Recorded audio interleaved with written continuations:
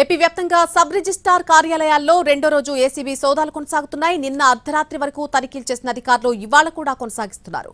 నిన్నటి సోదాల్లో పలు కీలక పత్రాలను స్వాధీనం చేసుకున్నారు ఏసీబీ అధికారులు.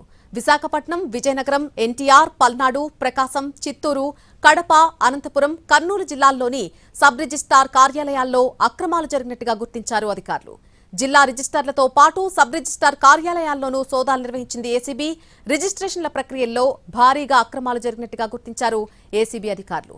ఎనీవే రిజిస్ట్రేషన్ ను అడ్డం పెట్టుకుని అక్రమాలు చేస్తున్నట్టుగా తెలుస్తోంది. ఈ రిజిస్ట్రేషన్ కు కమిషన్లు, భూమి విలువను బట్టి వసూలు చేస్తున్నట్టుగా గుర్తించారు. ప్రజల నుంచి వచ్చినటువంటి ఫిర్యాదు, ప్రభుత్వ ఆదేశాలతో ముమ్మరంగా సోదాలు చేస్తున్నారు ఏసీబీ అధికారులు.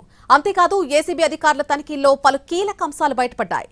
సబ్ రిజిస్ట్రార్ కార్యాలయాల్లో ప్రైవేట్ వ్యక్తులతో అక్రమాలకు పాల్పడ్డారని గుర్తించారు. పలు జిల్లాల్లో సబ్ రిజిస్ట్రార్ల కార్యాలయాల్లోనే తిష్టవేసిన ప్రైవేట్ డాక్యుమెంట్ రైటర్లను కూడా పిలిచి ఫోన్లు సీజ్ చేశారు అధికారులు. నెల రోజుల వ్యవధిలో రిజిస్ట్రేషన్లు జరిగినటువంటి డాక్యుమెంట్స్, ఆర్థిక లావాదేవీలపై ఏసీబీ ఫోకస్ పెట్టింది.